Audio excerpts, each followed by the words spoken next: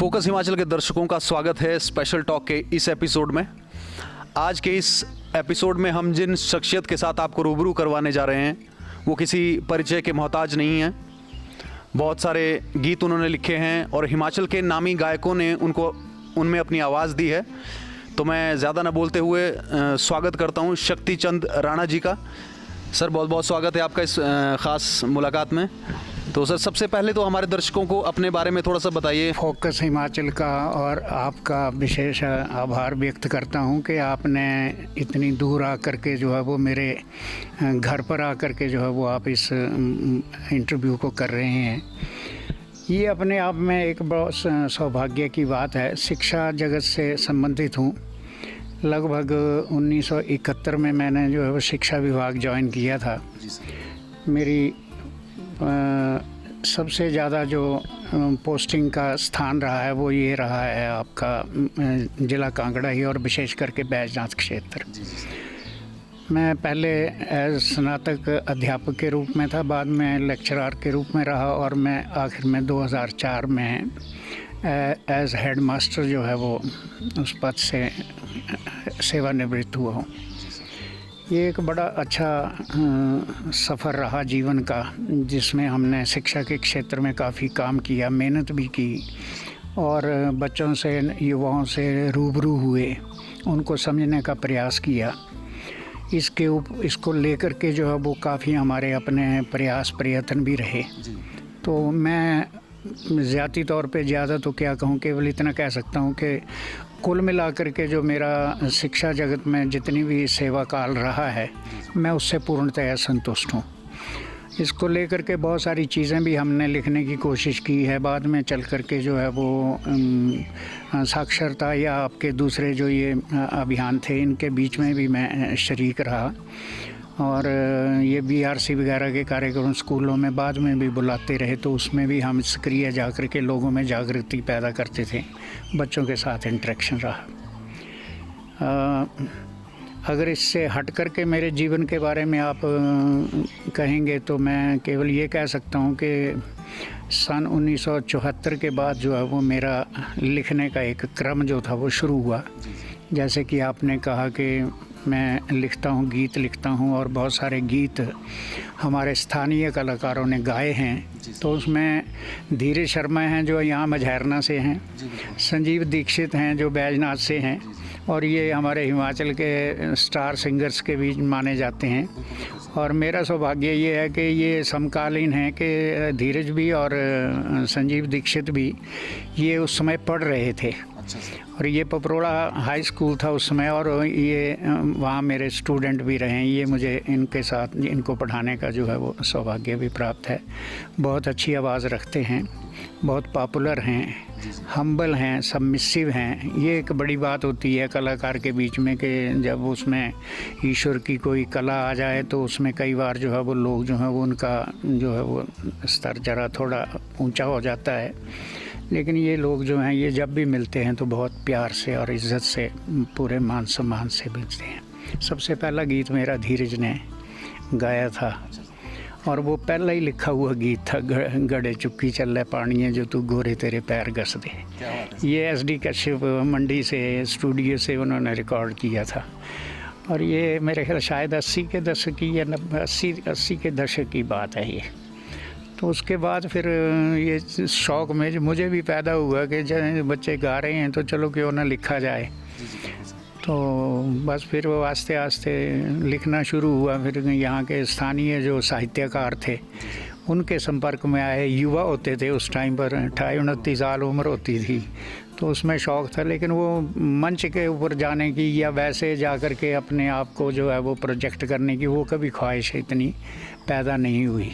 केवल इतना रहा कि लिखो और गाओ। तो अब मैं लिखता भी हूँ, खुद भी गाता हूँ। मेरा अपना एक धौलाधार की गूंज के नाम से एक YouTube चैनल है जिसमें मेरे अभी 2-3 गीत पड़े हैं, 5-4 गीत और मैंने जो है वो उनकी रिकॉर्डिंग करवाई है। ये शौक़ है, मतलब कि चलो ये आवाज़ रह जाएगी और लोग गाएंगे।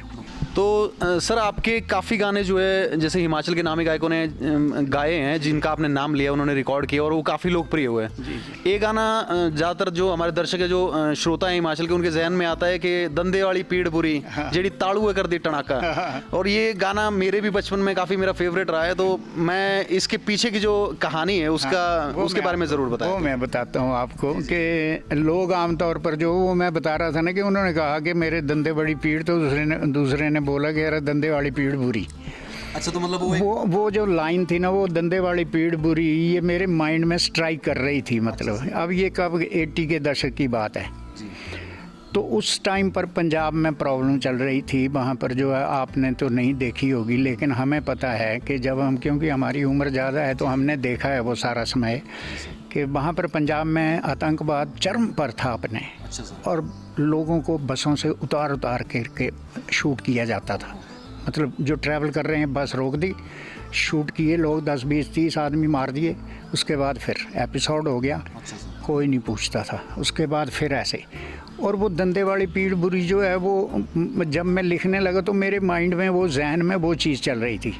उस टाइम पर फॉर्चुनेटली जो है वो यूनियन टेरिटरीज़ वगैरह को मिला करके लगभग 31-32 स्टेट्स थी पूरे देश की। 32 दांत होते हैं। तो ये गीत मेरा जो था वो बेसिकली मैंने नेशनल इंटेग्रेशन को लेकर के लिखा था कि अगर आपके जो डेंचर है, दांत हैं, उसमें से अगर एक भी दांत निकल जाएगा, पूरे हिंदुस्तान की एक भी स्टेट जो है वो अगर कोई निकलती है ऐसे, तो बाकी की स्टेट्स जो हैं वो ये उसके ऊपर भी असर पड़ेगा। तो मैंने उसको लेकर के ये गीत लिखा, दंदे वाली पीड़ बुरी ताड़ू में कट दी चढ़ाका, दिखा कोई चेलड़ू में ऐसा उठ दिया ठाका। तो चेलड़ू का मतलब ये था कि कोई प्राइम मिनिस्टर ऐसा बैठे आकर के इस देश में, कोई ऐसा मतलब व्यक्तित्व जो है वो आए जो इस देश की इस बिगड़ती हुई स्थिति को जो है वो संभाले, ताकि ये देश जो है हज़ारों साल की गुलामी के बाद जो है वो बड़ी मुश्किल से हमने अपनी आज़ादी हासिल की है। ये आज़ादी बहुत कीमती है और इस आज़ादी को वो बचा के रखे। तो वो बहुत ही बढ़िया, इतना गहरा थॉट इवन हमने कभी सोचा नहीं कि ज़्यादातर हमने जब गाना सुना तो हमें लगा कि जो दांत की दर्द है उसके विषय में ये गाना है, लेकिन इसके पीछे का जो इतना गहरा थॉट सर का देश की बात की है उन्होंने एक हिमाचल के एक लोकगीत में, तो ये बहुत ही बड़ी बात है। तो सर अगले क्वेश्चन पे आएंगे। आपने इतने साल जो है शिक्षक के तौर पर अध्यापन का कार्य किया है, तो ये सिलसिला कब शुरू हुआ सर आपके अध्यापन का, और कब तक आपने सेवाएं दी? देखिए, ये बेसिकली जो है वो सन 1971 में मैंने मतलब ये अपना कैरियर शुरू किया था अध्यापक के तौर पर, और मेरी पहली पोस्टिंग थी किन्नौर में, ठांगी में। ठांगी में? हाँ। और वहाँ पर जब गए थे तो वो अगस्त महीना था और सतलुज जो थी वो पूरे स्पैन पर थी, पूरा मतलब वार से पार पूरा स्पैन भरा हुआ था और काफ़ी फ्लडेड थी। और वहाँ पर जाने का केवल एक ही रास्ता था कि आपको झूले पर बैठ कर के पार जाना पड़ता था। और मैं लगभग आपको बताऊँ कि तब तक मैं जब वहाँ पहुँचा था, मैं अपनी हाज़िरी देने के लिए, तो मैं ऑलमोस्ट हिंदुस्तान सारा घूम चुका था। अरे वाह, क्या बात है सर। और तब मेरे दिमाग में एक बात आई कि मेरे को ड्राइवर ने जब उतार दिया, चारटीसी वाले ने, कि आप यहाँ से नीचे उतरिए और वो सामने झूला है वहाँ से जाइए आप, तो मेरे दिमाग में पहले स्ट्राइक ये बात हुई, मैंने कहा यार इस झूले में कैसे बजाएंगे। अच्छा। और मैं क्या पूरा हिंदुस्तान घूम लिया और उसके बाद जो है वो अब मरने की बारी यहाँ आई भाई। काफ़ी दुर्गम क्षेत्र है सर, बहुत ज़्यादा की बातें जब हाँ, हमारी जो सड़कें हैं वो भी बेहतर नहीं थी। बिल्कुल बिल्कुल। तो मतलब कहने का ये है कि वो एक ऐसी स्थिति थी जब मैं असमंजस में पड़ गया। मन किया कि यहीं से शिमला लौट जाऊं और यहाँ से नहीं। लेकिन देखिए आप कि वो जो नीचे झूले वाला था वो वहाँ से कोई 50 गज ऊपर आया उठ के, चढ़ के आया मेरे पास, मुझे पूछा कि आप कहाँ जाएंगे। मैंने कहा मैं जाऊँगा ठांगी। तो उसने बोला आइए। मैंने कहा यार मेरे को लगता है कि मैं नहीं पार कर पाऊँगा, ये डर लग रहा है। कहता कुछ नहीं, इसमें 2-2 4-4 लोग भी चले जाते हैं, आप मत डरो भाई। उसने बोला और उसने मेरा बैग उठाया और नीचे बिस्तरा भी उठाया और वो ले गया नीचे, और वो उस झूले में डाला उसने, वो पार को भेज दिया। अब मेरे को लगा कि अब तो जाना ही पड़ेगा, अब जब सामान ही चला गया सारा पार, तो मैंने आंखें बंद की और बैठ गया। तो वो अपने आप में मज़ेदार चीज़ है कि जब उसने जब झूला छोड़ा तो वो जैसे ही रोका झूला तो मेरे को लगा कि मैं पार पहुंच गया हूँ, लेकिन वो actually in the middle of the मतलब वो रिवर, वो सतलुज के बिल्कुल मध्य में खड़ा हो गया हूँ। तो मैं थोड़ा घबराया, लेकिन उधर से वो दूसरा आदमी जो परली तरफ था उसने वो रस्सी खींचनी शुरू की और मेरे को पार उठाया। वो पहला मेरा मतलब अनुभव था। तो वहाँ से फिर 74 में वहाँ से ट्रांसफ़र होकर के यहाँ कृष्ण नगर पास में स्कूल है, तो वहाँ आ गया। उसके बाद फिर यहाँ आसपास में फिर आगे चलता रहा सिलसिला। बीच में एमए हिंदी की एमए इंग्लिश की, फिर लिटरेचर की तरफ रुझान था। कुछ ऐसे अच्छे साहित्यकार मिले इस कांगड़ा में, बहुत अच्छे अच्छे साहित्यकार हैं। आप डॉक्टर गौतम व्यथित जी हैं, उनको जानते होंगे। पीयूष गुलेरी थे, प्रत्यूष गुलेरी थे। इसके अलावा मनोहर सागर पालमपुरी मरहूम वो थे। बहुत अच्छे अच्छे लोग थे जिनके साथ शेष अवस्थी शेष यहाँ के पपरोड़ा के रहने वाले थे। ओम प्रकाश प्रेमी पपरोड़ा के थे, बहुत अच्छे लिखने वाले थे। तो इनके साथ जब हम युवा थे तो हमें डर भी लगता था, ज़रा पीछे पीछे रहते थे हम, लेकिन ये इनमें थी कि ये प्रमोट भी करते थे, प्रेरणा देते थे। तो कई बार उन्होंने बोल दिया कि हाँ भी अगर आप कुछ लिखते हैं तो आप सुनाइए। तो पहला गीत ये लिखा था, घड़े चुकी चल है पानी है जो तू गोरे तेरे पैर घस दे। तो ये गीत पहला ही लिखा और ये पहला ही गीत पॉपुलर हो गया और मैंने गा के सुनाया उनको, तो उन्होंने बड़ा पसंद किया और काफ़ी फिर ये सिलसिला वहाँ से। नहीं सर, आपके गीतों में जो एक वो मौलिकता है वो झलकती है, जो एक लोक संगीत होता है। मतलब अगर गीतों के मामले में आप गए तो मैं इस वक्त कम से कम कोई 150 गीत हिंदी के लिख चुका हूँ। क्या बात है सर। जो हिंदी गीत हैं, जिसकी अभी बड़ी जल्दी एक किताब मेरी आएगी। अच्छा सर। और लगभग इतने ही गीत जो हैं वो पहाड़ी में लिख चुका हूँ। कविताएं पहाड़ी में, हिंदी में, पंजाबी में भी शौक़ रहा है लिखने का, क्योंकि मेरी परवरिश ज़्यादा लगभग 15-18 साल जो है वो उसमें जलंधर में हुई है, पंजाब में। और उस टाइम पर ये पंजाब का हिस्सा था कांगड़ा हमारा। तो उसमें भी मुझे पंजाबी कल्चर से बड़ा लगाव है। तो वो भी एक इम्पैक्ट रहा।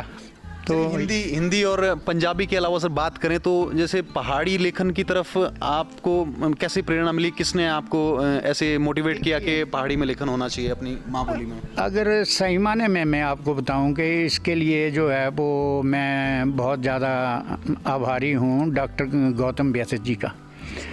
कांगड़ा लोक साहित्य परिषद का एक ऐसा मंच था जिन्होंने अपने टाइम पर उस टाइम पर खड़ा किया था कांगड़ा में, कि वो जगह जगह जा कर के जो है वो इसके कार्यक्रम किया करते थे। कवि सम्मेलन भी करते थे, उसमें बुलाया करते थे। और कांगड़ा लोक साहित्य के मंच से ही अलग अलग जगहों पर जो है वो कार्यक्रम होते थे। उसके बाद ये सिलसिला चलता रहा, फिर पहाड़ी, फिर हिंदी, फिर ऐसे करके चलता रहा। लेकिन शौक़ गीतों को लिखने का ज़्यादा रहा मेरा। मैंने कहानियाँ भी लिखी हैं पहाड़ी में, गिरिराज में छपी भी हैं वो। हिंदी में भी कहानियाँ लिखी हैं, कुछ छप गई और कुछ अभी मेरे पास ही पड़ी हुई हैं। तो ये इस तरीके से ये सारा सिलसिला जो है वो चलता रहा। कलम चलती रहती है, कुछ ना कुछ सोचती रहती है, कुछ ना कुछ लिखती रहती है, क्योंकि ये एक ऐसा शौक़ है जो आदमी को कभी भी आप अकेले नहीं रहने देता हो। आप you are always somewhere busy हैं अपने उसमें। तो ये है। तो सर लेखन के अलावा हमें जहाँ तक पता है आपने खुद कुछ गाया भी है, शायद कुछ आपके जो नगमे हैं, जो लोकगीत हैं, आपने खुद उनको आवाज़ भी दी है। तो कोई ऐसा लोकगीत जो आपके दिल के करीब हो, हमारे दर्शकों के लिए चंद लाइनें? मैं सुनाता हूँ आपको। दिल दिया हानियाँ हो दिल भर जानियाँ, दिलां दियां गल्लां नी ओ दिलां पर लानियां, दिलां दे हानियां हो दिल भर जानियां, दिलां दियां गल्लां नी ओ दिलां पर लानियां। चल दो दिन कर लइए सैर, फिर असानियों मिलना हो कल, मंगिया तू बई कन्ने खैर, फिर असानियों मिलना। दिलां दे हानियां हो दिल भर जानियां, दिलां दियां गल्लां नी ओ दिलां पर लानियां।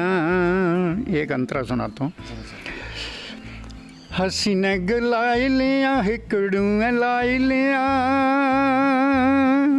रोसियां जड़ा मियाँ तू सारियां मटाई लियां ओ हसी ने गलाई लिया हिकड़ू लाई लिया रोसियां जड़ा मियाँ तू सारियां मटाई लिया कदी रखना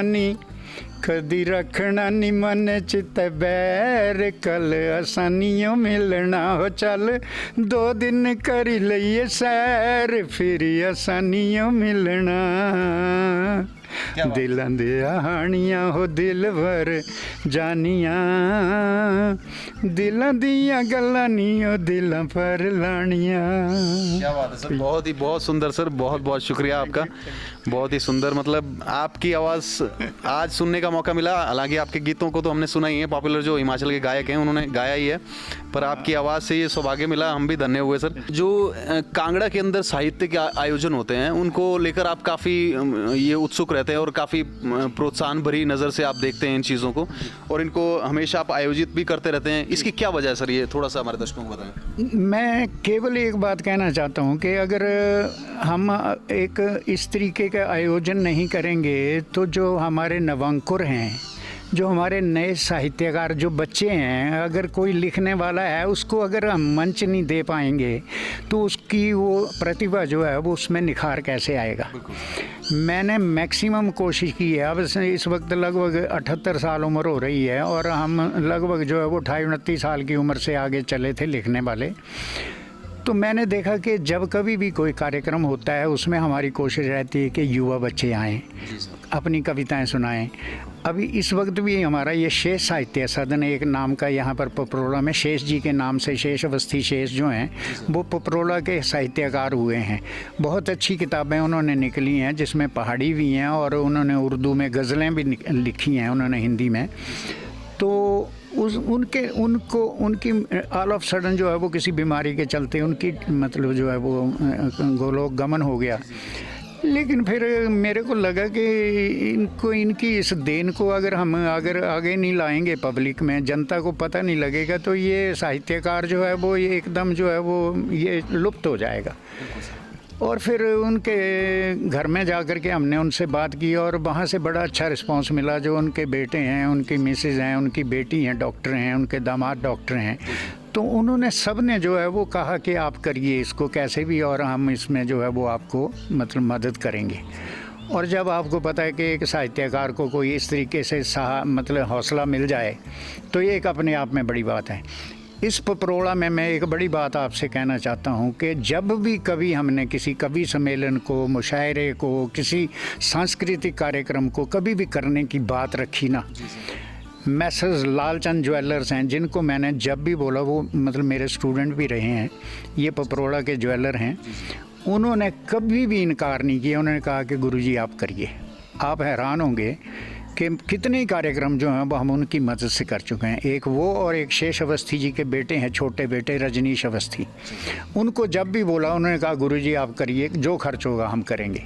आप हैरान होंगे कि ये मेरे लिए एक बड़े मतलब एक फ़ख्र की बात है कि ज़िला कांगड़ा के लगभग जितने वरिष्ठ कोई साहित्यकार हुए हैं ना, हम सबको यहाँ पर बुला करके जो है वो शेष साहित्य सदन के इस मंच से उनको हम जो है वो आदर के साथ जो है वो उनको सम्मानित भी कर चुके हैं और हमें उनका आशीर्वाद भी प्राप्त हुआ है, यानी कि जो भी सीनियर मोस्ट थे।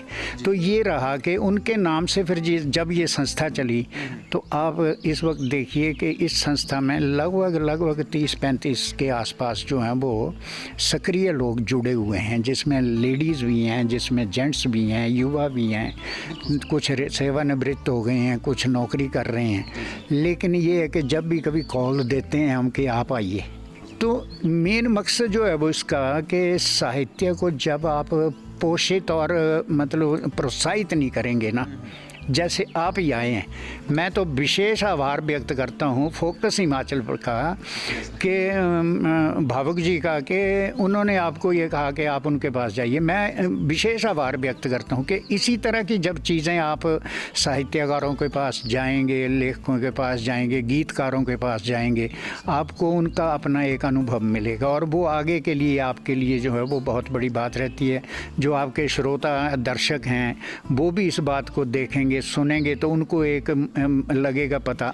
अब बहुत सारों को ये पता नहीं होगा कि शेष साहित्य सदन कोई यहाँ पर कोई संस्था काम कर रही है, थोड़े से लोग जानते होंगे, लेकिन आपके माध्यम से ये पूरे स्टेट में एक मैसेज चला जाएगा। बिल्कुल सर, फोकस हिमाचल का यही प्रयास है सर। अभी ये पिछले मतलब आप हैरान होंगे, 24 तारीख को हमने पहला प्रयास किया यहाँ पर एक मुशायरे कराने का मुशायरा, और वो उसमें बाबू साहब भी आए हुए थे। तो आप अंदाज़ा लगाइए कि लगभग 50,000 रुपया उस मुशायरे के ऊपर खर्च आया। अब मेरे में तो इतनी कैपेसिटी है नहीं कि मैं इतने पैसे खर्च सकूं, लेकिन मैं तो आभार व्यक्त करूंगा उन सारे स्पॉन्सर्स का जिन्होंने ये सारे का सारा जो है वो कार्य किया।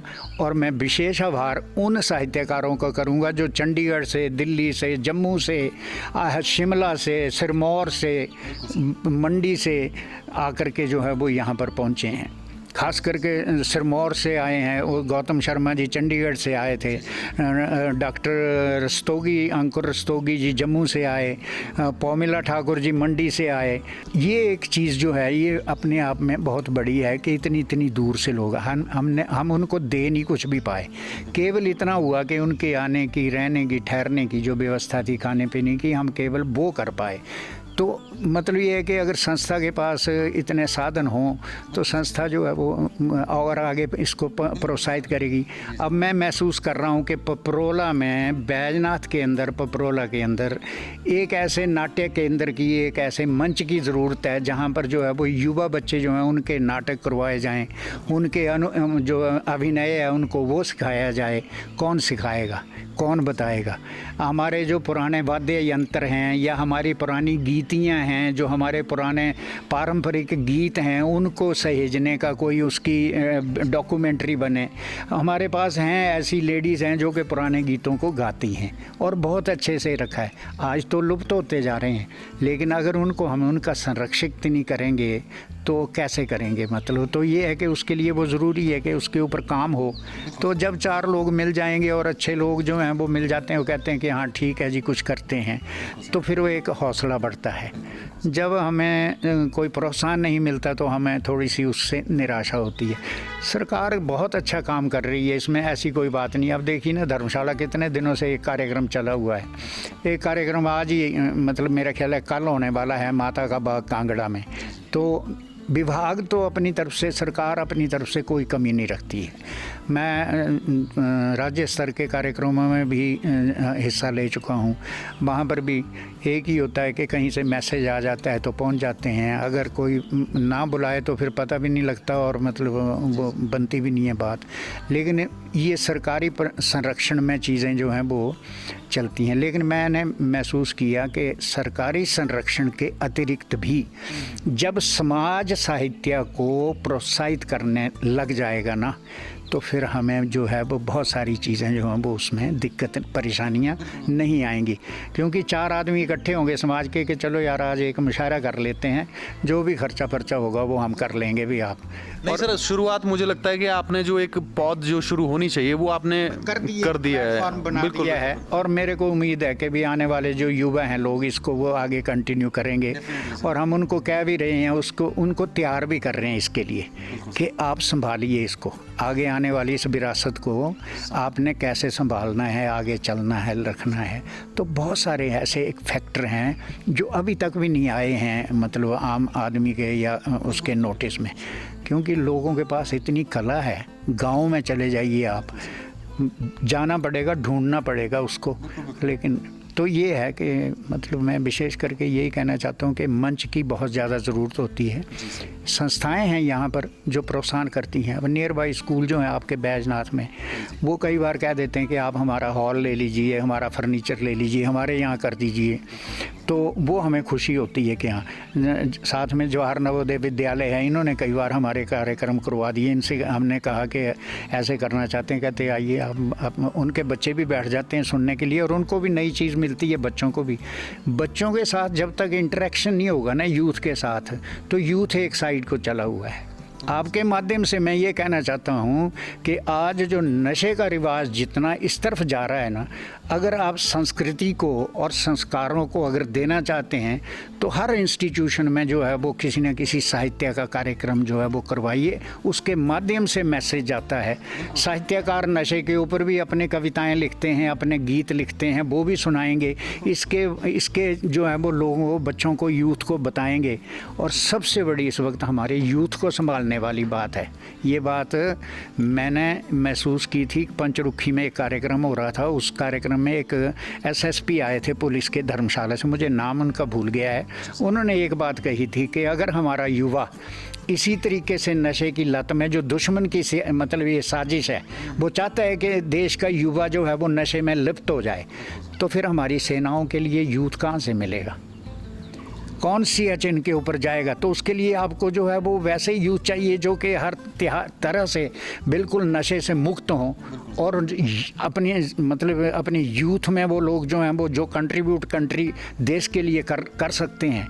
तो वो बच्चे जो हैं वो बिना नशे की आदत के ऐसे बच्चे जो हैं वो जब आएंगे तो वही आगे आपकी जो है वो सेना में भी जाएंगे, पुलिस में भी जाएंगे, हमारे सुरक्षा बलों में भी जाएंगे। तो समाज की तरफ एक अच्छे समाज का निर्माण होगा उससे। तो ये है कि आपका मीडिया जो है वो इसमें बहुत कुछ कर सकता है। आप चाहे प्रिंट मीडिया है, चाहे आपका ये ऑडियो वीडियो मीडिया है। जी सर, बिल्कुल। आपका हमारा तो सर मतलब पूरी तरह यही ये प्रयास रहता है कि समाज को एक नई दिशा देने की तरफ हम कदम बढ़ाएं। बाकी सर आपकी जो असीमित ऊर्जा है सर, मैं तो उससे पूरी तरह फैसिनेट हो गया हूँ। और इसके पीछे की कहानी जो है वो क्या है सर? आप अपनी ऊर्जा को कैसे मेंटेन रखते हैं, मतलब एक सकारात्मक रहना लाइफ में? मैं एक बात आपसे कहूँ, जब आप अपने लिए ना सोच के, जब आप समाज के लिए किसी बात को लेकर के समर्पित होते हैं ना, ब्रह्मांड की सारी शक्तियाँ जो हैं वो आपका साथ देने के लिए खड़ी हो जाती हैं। क्या बात है सर? याद रखिए इस बात को। मैंने कभी भी अपने बारे में ज़्यादा सोचा ही नहीं। मैंने जो भी कंट्रीब्यूट कर सका सोसाइटी के लिए, यहाँ पर भी रह करके जो है वो हमने समाज की सेवा के नाम से काफ़ी जितना हमारे से हो सका है वो हमने किया है। चाहे वो किसी भी काम, कोई भी काम था, लेकिन वो किया है। यहाँ पर एक टाइम ऐसा था कि हमारा जो इस इलाके का शमशान घाट था, उस शमशान घाट के ऊपर जो लोग मतलब ले जाया जाता था शवों को, खड्ड में जलाया जाता था। कोई शेल्टर सिर के ऊपर नहीं था, पानी पीने की कोई व्यवस्था नहीं थी, कोई ऐसी और लकड़ी की व्यवस्था नहीं थी। लेकिन सारे के सारे इन लोगों के, यहाँ का स्थानीय जो समुदाय है, उनकी मदद से थोड़ा सा हमने मिलकर के प्रयास किया। आज कम से कम हमारे पास जो है वो, हम वहाँ पर कोई 25-30 लाख रुपए का इन्वेस्टमेंट करके एक खूबसूरत जो है वो एक जगह बना चुके हैं, जिसमें लगभग 500-600 आदमी एक शेल्टर के नीचे बैठ सकता है। और 2000 लीटर पानी की टंकियाँ वहाँ पीने के लिए मौजूद हैं, डायरेक्ट पानी है। लकड़ी हमारे पास इस वक्त उसमें जो है वो 80-90 क्विंटल के आसपास लकड़ी हमने स्टोर बना दिया हुआ है। यानी वो दिक्कत जो हमने महसूस की कि ये चीज़ें होनी चाहिए यहाँ पर। आज का आधुनिक युग है, इसमें हम ज़्यादा इन चीज़ों को नहीं अवॉइड कर सकते। तो वो लोगों के पास जब वो चीज़ रखी तो सारे का सारे यहाँ के स्थानीय लोग जो हैं वो परमात्मा की दया से सभी साधन संपन्न हैं। जिसके पास भी गए हैं उसने दिल खोल करके पैसा दिया। और फिर हमने कुछ योजनाएं अपनी भी थी जो सरकार में से विकास में जन सहयोग की स्कीम के अंडर जो है वो हमने वो सरकार को पैसा भेजा और वो सरकार ने पैसा दिया, हमने वो काम करवाए और आज भी हम कार्यरत हैं। एक और मैं आपसे कहना चाहता हूँ कि इस पूरे गांव में बैठने के लिए 50 आदमियों के बैठने के लिए कोई जगह नहीं थी। वो दर्द हमने महसूस किया। किसी के घर में शादी हो रही है, बारिश इतनी हो रही है कि लोग खाना नहीं खा सकते, मतलब तो वहाँ से फिर ये चीज़ चली। तो एक सामुदायिक भवन हमने यहाँ पर लगभग इस वक्त डबल स्टोरी ट्रिपल स्टोरी तैयार हो रहा है। साथ में यहाँ के पड़ोसी हैं हमारे जनकराज आचार्य जी, उनसे मैंने निवेदन किया सारे हमारे ग्रुप ने कि आप कृपया, आपकी ज़मीन इसके साथ लगती है, आप वो हमें डोनेट कर दीजिए। मंदिर भी उसमें बनाएंगे और वो लोगों के लिए मतलब जो है वो बैठने बैठने उठने के काम आ जाएगी, आपका नाम, आपकी प्लेट लग जाएगी उसमें बुज़ुर्गों के नाम से। आप देखिए कि एक एक इंच के लिए लोग इस ज़माने में लड़ रहे हैं, लेकिन मैं उस परिवार का, जनकराचार्य जी के परिवार का दिल से शुक्रगुज़ार हूँ, मशकूर हूँ कि उन्होंने दूसरी बात ही नहीं की। उन्होंने कहा मास्टर जी आप जो बनाना चाहते हैं आप बनाइए, मतलब, और हमारी तरफ से आप जो चाहेंगे वो हम कर देंगे। और उन्होंने वो लिख के भी दे दिया और हमने वहाँ पर कंस्ट्रक्शन भी कर दी शुरू। इस वक्त तैयार है, मंदिर बनने वाला है, 12 पिलर खड़े हो गए हैं और उसके ऊपर जो है वो अब लेंटर पड़ना है। वहाँ पर शनि मंदिर भी बनेगा, वहाँ पर बाकी भी चीज़ें बनेंगी, लोगों के उठने आने जाने के लिए, बैठने के लिए व्यवस्था होगी। एक टाइम ऐसा आएगा, शायद मैं सोचता हूँ कि शायद हम देख के जाएँ, नहीं भी देखेंगे बाद में होगा, लेकिन इस गांव में अगर किसी गरीब लड़की की शादी होगी ना, उसको पैलेस के लिए खर्चा नहीं करना पड़ेगा। पैलेस आज 4-4 लाख रुपए, 5-5 लाख रुपए ले रहे हैं, गरीब आदमी कहाँ से देंगे। अब दूसरी बात और है, क्यों ये महसूस हुई दिक्कत कि एक घर है, उसमें 4 भाई हैं, तो वो एक एक कमरा बंट जाता है, पेरेंट्स ने जो बनाया हुआ है, आंगन बंट जाते हैं, तो वो अपनी बेटियों की शादियाँ कहाँ करेंगे। तो वो महसूस की हमने दर्द के, एक ऐसा तो हो कि कम से कम। और फिर फॉर्चुनेटली ये कि यहाँ पर परिवार था, उनकी बेटी की शादी थी और उन्होंने कहा कि हमने यही करनी है घर में, हम पैलेस नहीं करेंगे। और जब उन्होंने शादी की तो उस टाइम पर जो है वो बारिश लगातार हो गई, आप हैरान होंगे। तो वो भवन बना हुआ था ना, तो उसमें वो चीज़ जो है वो इस्तेमाल हुई और वो बेटी की शादी भी हुई और उनको लोगों को, आसपास गांव के लोगों को 2-3 टाइम जो खाने का है व्यवस्था वो भी हुई, बारात की भी हुई। अगर वो भवन ना होता वहाँ पर तो वो क्या करते बेचारे। तो वो बात सोचने की है। बहुत बहुत अच्छा प्रयास है सर। मैं तो मतलब समाज में ऐसे प्रयास होते रहे तो जी बहुत जी, अच्छी बात। मैं ये महसूस करता हूँ कि इसके लिए जब समाज एक बार इकट्ठा होकर के चल पड़ता है ना, तो फिर सरकार की भी ज़रूरत नहीं होती है उतनी, जितनी जो है वो समाज कर जाता है। अभी मैंने एक छोटे से ट्वीट आपको बताता हूँ, इसके ऊपर मैंने एक व्हाट्सएप के ऊपर एक मैंने डाला कि जो शमशान घाट का हमारा रास्ता है, उसमें एक जो है वो मोक्ष द्वार की ज़रूरत है कि वहाँ बनना चाहिए। और तत्काल मेरे को दूसरे दिन एक फ़ोन आ गया, डॉक्टर यहाँ पर हैं हमारे पड़ोस में ही, मेरे स्टूडेंट भी हमारे रहे हैं, वो इधर आयुर्वेदिक में हैं। उन्होंने कहा कि जी आप इसके ऊपर इसका बनाइए और जो खर्चा आएगा वो हमें, और 1,00,000 रुपये उसका जो है वो खर्चा है और हमने वो बना दिया। मतलब तो अभी आगे की योजना है कि वहाँ पर वैसी मूर्तियाँ भी और बाकी चीज़ें भी वहाँ पर करेंगे। बहुत ही बढ़िया सर। मतलब क्या ही कहें, अब समाज के लिए इससे बड़ी प्रेरणा तो क्या होगी। मुझे नहीं लगता कि एक ही बात आपसे कही है कि जब आप अपने आप को, सेल्फ को ना सोच करके जब आप सोसाइटी के लिए समर्पित हो जाते हैं ना, फिर वो अपने आप ही सारी ब्रह्मांड की शक्तियाँ आपके साथ हो जाती हैं, वो आपका साथ देती है।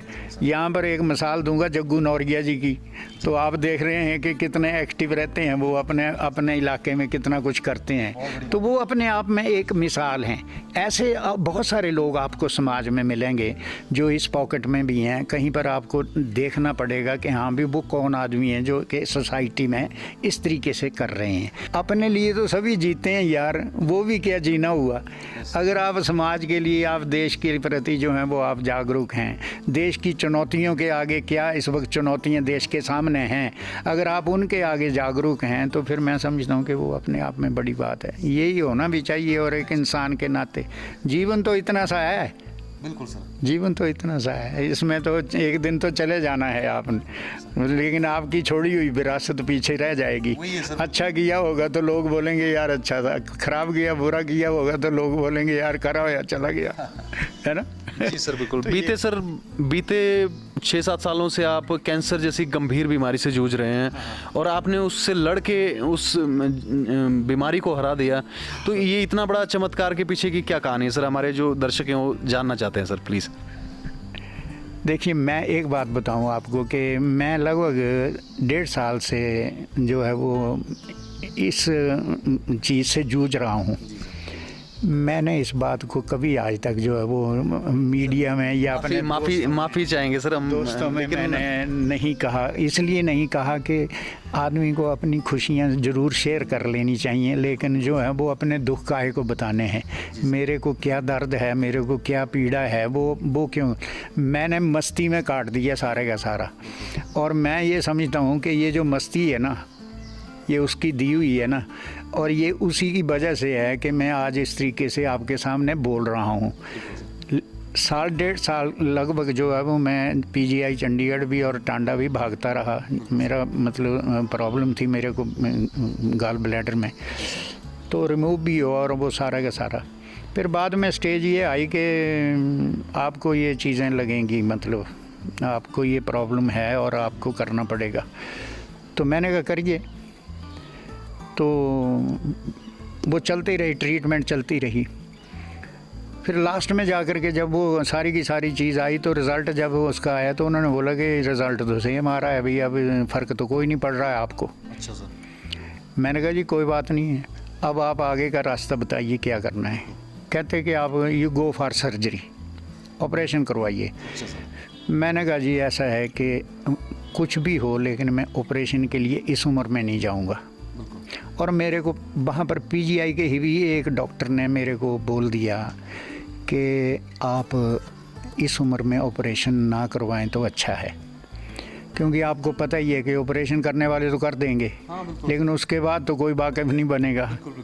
फिर वो चीज़ फ्लेयर अप हो जाएगी, कुछ आगे वो चीज़ हो जाएगी, एग्रावेट हो जाएगी। फिर वो खैर हो ना हो वो उस ईश्वर के ऊपर है। लेकिन मैंने डिसाइड किया, मैंने कहा कम्फर्ट में मैंने उधर नहीं जाना है।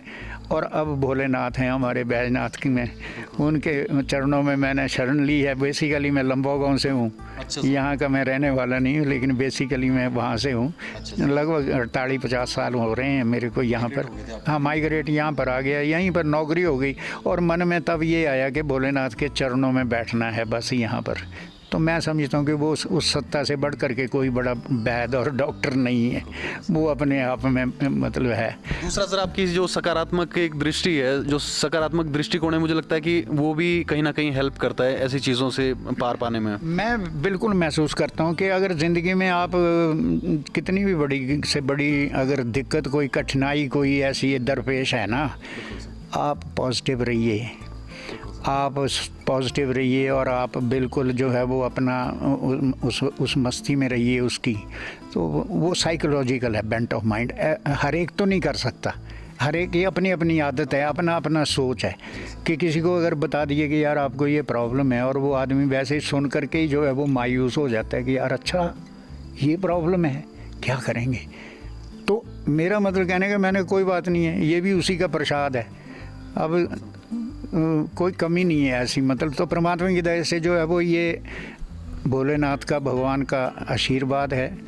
जो जो दवाइयाँ किसी ने बताई वो खा ली, जो जो जिसने बोला कि ये ट्रीटमेंट है इसका ये कर लो आप, पीजीआई वालों ने जो जोर लगाया वो लगा लिया, टांडा वालों ने लगाया वो कर लिया, कमी कोई रखी नहीं। लेकिन अब उसके आगे मैंने कहा कि नहीं, एक सीमा है, उस सीमा को मैं नहीं लांघूंगा। जब तक है तब तक ठीक है। बेटे को मैंने बोल दिया था कि no I won't come to PGI, I won't come to Chandigarh. मैंने बोल दिया था कि अब नहीं जाना है, चाहे कुछ भी हो जाए। लेकिन प्रभु की कृपा है, दिन निकल रहे हैं, जो भी है। तो ये भी सर एक बिल्कुल पॉजिटिविटी।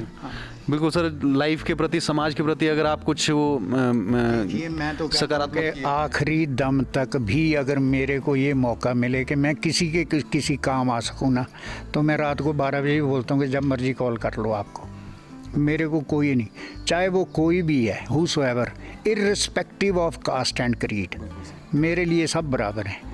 तो मैं कभी नहीं सोचता इस बात को कि हाँ भी ये है वो है, कुछ नहीं।